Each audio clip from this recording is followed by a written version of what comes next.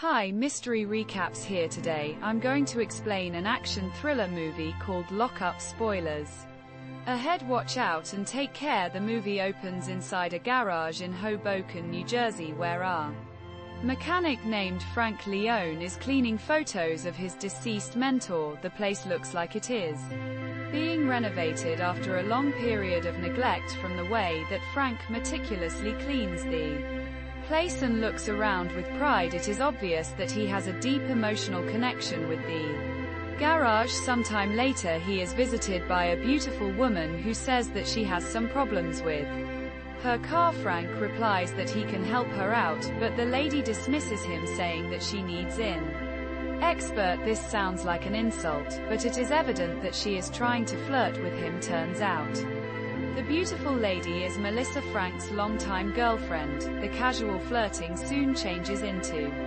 intimate kissing, after which she gives him an oil change. Then the two head out. They soon arrive at a local park where Frank plays football with some neighborhood children while Melissa watches.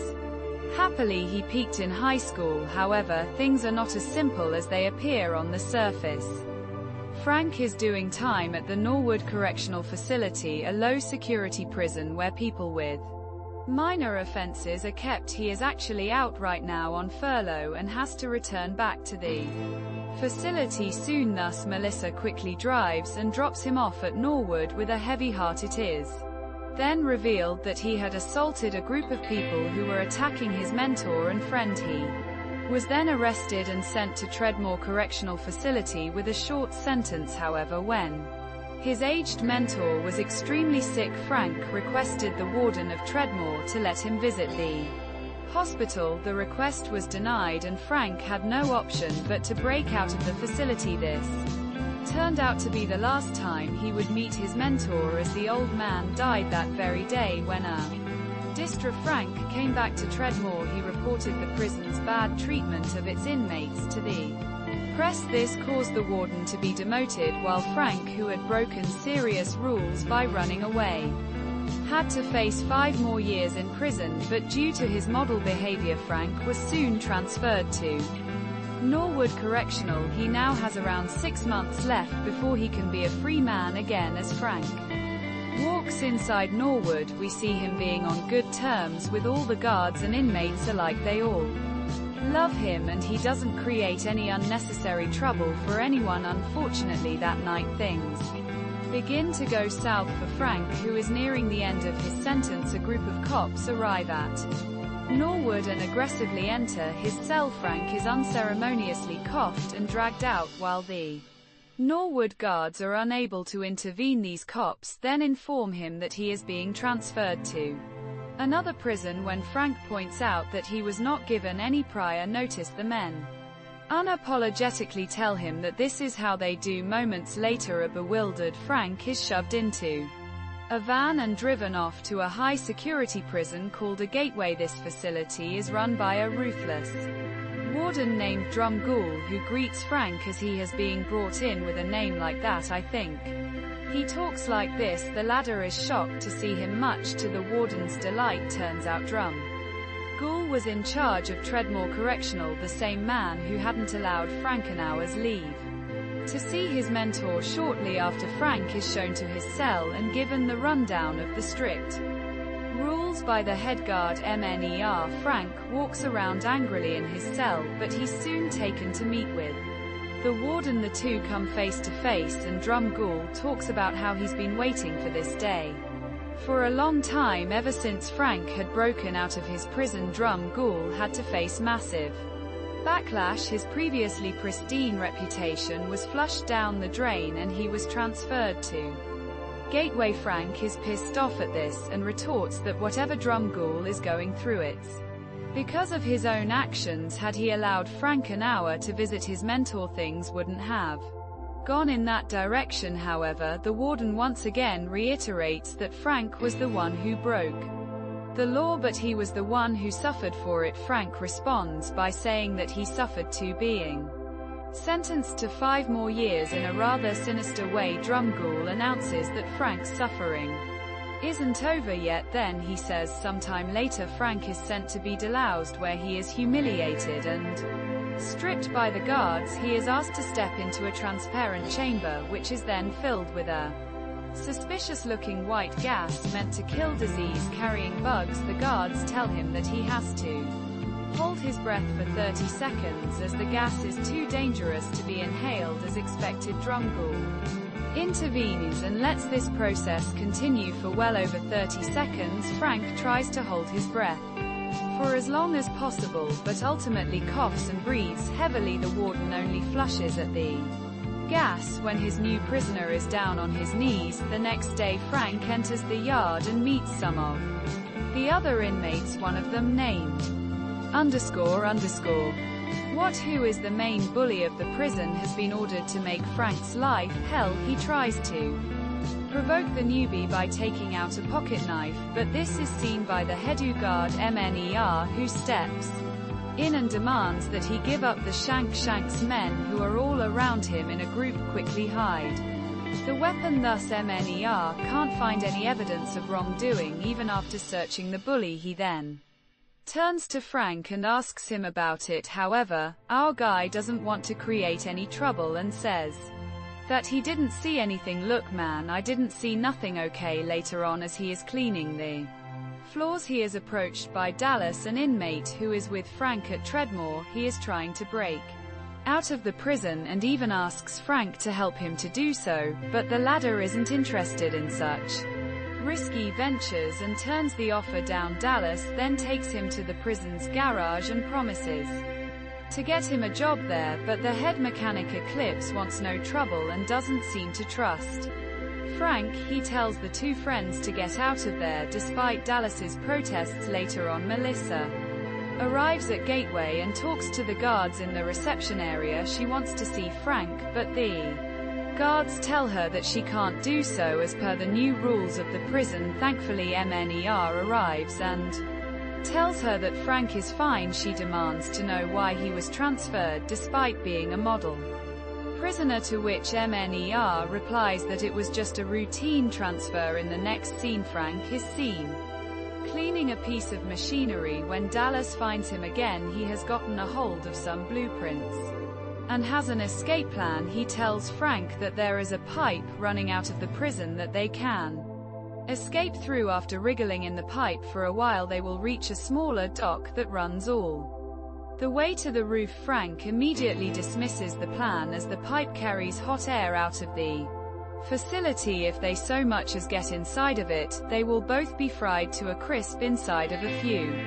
minutes. During lunch, the duo spots a young inmate sitting alone and joins him. The guy, known by his nickname First Base, says that he doesn't want to be a part of their group. If he got to know them, they'd have to call him Second Base. Just then they see an inmate stab another with a knife and walk away casually. Frank then tells First Base that the only way to survive this prison is to dick together. One day, Frank and First Base are hanging out in the yard when they are provoked into playing a game of football with __, and his buds. Frank is rough-housed throughout the game, but is otherwise a good player. Meanwhile, Eclipse is watching everything go down from the sidelines, and he gets very angry to see the newbie being outnumbered. He thus decides to join in, and the two end up winning the game. They eventually become closer because of this, and Eclipse invites Frank to work at the garage. The next day, Frank shows up in his new workplace, and his eyes immediately fall in an old Ford Mustang. It's a great car, way past its glory, but he offers to fix it up. As days pass by, Frank works hard on fixing the car, displaying his skills and determination. He is also joined by his new friends Dallas, First Base, and Eclipse. Together they fix up the car and even give it a fresh coat of red paint. Man, I can't wait to Neil be able to drive this, says Frank. One afternoon, First Base and Frank are hanging out in the garage, and the latter offers to teach his friend how to drive. First Base gets in nervously, but as he drives around the garage, he starts to get more and more confident, sadly, though he doesn't know where to apply the brakes, and eventually drives out of the garage and into the yard. There, this hot red car is spotted by the warden, and he orders the guards to pull First Base out. This also gives The warden the perfect opportunity to pin the blame on Frank and punish him further, just as he had hoped for. Frank is the one who gets in trouble and is thrown into solitary confinement for several days. He is also treated unfairly and beaten by the guards, but Mner, who is the only guard with any conscience, gets angry when he finds out what is happening and berates his colleagues. He immediately lets Frank out of solitary confinement and even apologizes to him. Then he takes Frank to his cell and gives him Melissa's letters. It is revealed that the letters were not given to him earlier on orders of the warden. When Frank visits the garage the next day, his friends are seething with anger at the unfairness of the whole situation. Frank, on the other hand, tells them to cool down. Yo, it's fine, guys, because his sentence will end in 21 days. He proclaims that he can make it through anything Drumgoole throws at him. Until then, unfortunately for the poor man, the sinister warden has other ideas. Drumgoole simply wants an excuse to get Frank in trouble so he can extend the inmate's sentence. This plan takes a dark turn when Drumgoole allows the prison bully and his henchman to kill first base in the gym. Unenraged, Frank rushes to the gym and beats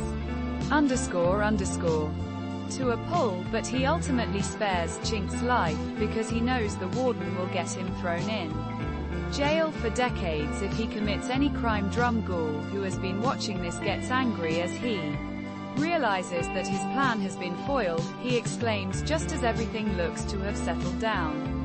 One of Chink's men stabs Frank with a makeshift weapon. The fight is then broken up by the guards, and Frank is taken to the infirmary. The following day, Melissa receives the news and visits the infirmary to check on her boyfriend. Drumgoole allows her 30 minutes inside the prison facilities, but only a few minutes in. The guards escort her out. Sometime later, Frank is visited by a rather shady inmate who is also in Treadmore. He reveals that he will be released tomorrow, and the first thing he'll do after getting out is physically abuse Melissa. He even shows Frank her picture, driving the latter into a helpless rage. When the shady inmate leaves, Frank begs a guard to let him make a phone call, but he is denied. Enraged and out of options, he goes to Dallas and asks him to help him break out of Gateway. Dallas tells him he shouldn't do this as he only has 6 days left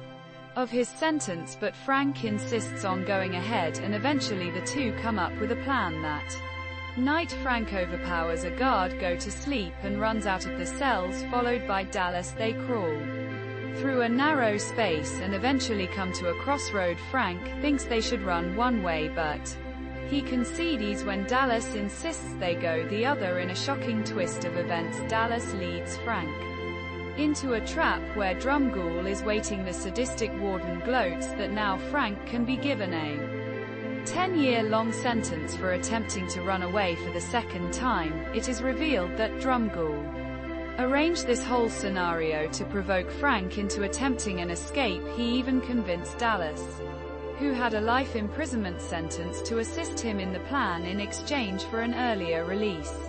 But as expected, Drumgoole watches on as his guards beat Dallas and throw him into a nearby pool of water. He then leaves while the guards advance towards Frank to finish him off, but our hero fights back with all that he has and takes down the bad guys one by one. Come on, just as he is about to pull Dallas out of the pool, one of the guards suddenly jolts up. He grabs a nearby chain, wraps it around Frank's neck, and tries to strangle the inmate. However, Dallas, who is still badly injured, decides to repent for his betrayal by saving his friend's life. He rips an electrical wire from a fuse nearby and puts it in the water. This electrocutes Dallas as well as the guard, both of whom die on the spot. Dallas became crispy after all. Following this, Frank sneaks into the office of the warden, who has no idea that most of his guards are now dead. He grabs Drumgoole and forcibly drags